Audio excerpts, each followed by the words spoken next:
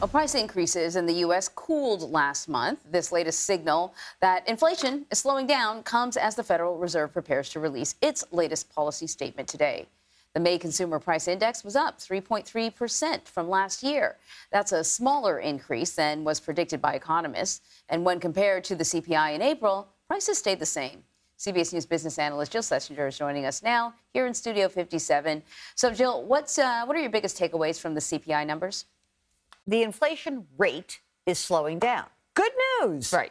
But prices are still high. Right. And I think that this is the part that makes consumers completely nutty, which is an economist will say, you should be happy the inflation rate is coming down. Yes, of course we're happy, but the prices compared to where they were 4 years ago are still way higher, like 20% higher. Yeah.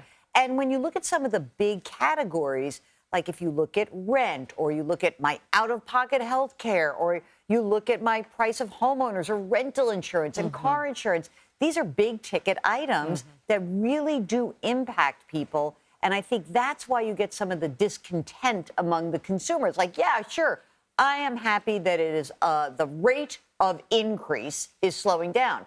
But we're increasing from a high base, and that hurts. Right. So it feels theoretical. I say bring back the rent is too damn high party. Remember that guy? Yes, of course. I keep thinking about him more and more recently because you're right. Rent and housing is sort of, no pun intended, through the roof. So the Federal Reserve is going to be meeting. Based on this, we don't expect anything to change. But I'm wondering if, even if the interest rates don't change, could the meeting still sort of impact the economy in any way? Sure. I mean, we're breathlessly awaiting. Yeah. And really all we want is for Jerome Powell to get up there in a pair of Bermudas and a flowered shirt, hold up a sign that says, gone fishing, see you in Right, September. I'm on vacation. I'm done. Because it is unlikely the Fed is going to do anything. Why? Because there are two factors here. Yes, the inflation rate is coming down. It's not coming down fast enough for the Fed. Yeah. We're talking about around a 3%-ish inflation rate. They want 2%. And they're also looking at the labor market. And even though interest rates are really high, the labor market has remained resilient. We talked about that last week. We're still creating 250,000 jobs a month on average every single month. So from the Fed's perspective, hey, these high rates, they're not hurting anything. Everything's great. Tell that to a borrower, though, and they'll freak out on you. They'll say, my credit card rate is higher, my auto loan costs more, I can't get into the housing market because mortgage rates are high. So borrowers have really felt the brunt of this. Of course, savers, they're kind of psyched. They're making some money. They're psyched. They're getting 4 or 5% on those savings accounts and money markets and CDs. Yeah. So what has gone down, though, which hopefully will make people feel a little better, is the price of gas. Yay! What's going on, though? Is this like cyclical? We expect this once the warmer months come, or no? We have had, one of the reasons that the government pulls out food and energy, when they say, what's the core rate? People are like, oh, they pull out the things that I actually care about, food and energy. It's because they're volatile. So, so many things internationally can impact the price of gas and oil, all energy. And, we have seen the prices rise, wartime, the impact of what's happening in the Middle East, could be the war in Ukraine.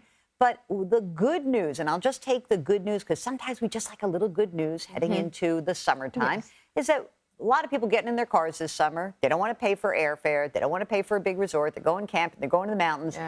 You're going to pay less for your gas this summer. I can't speak to what's going to happen in the fall, but you know what? For today, you should enjoy it.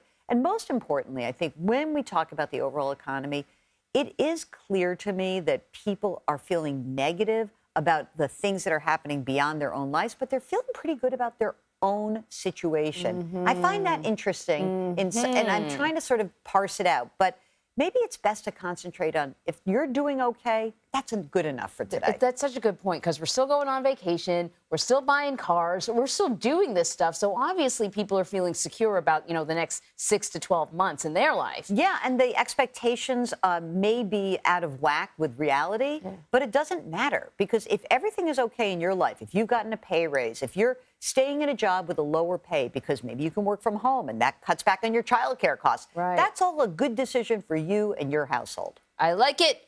Thank you very much, Jill. Pleasure.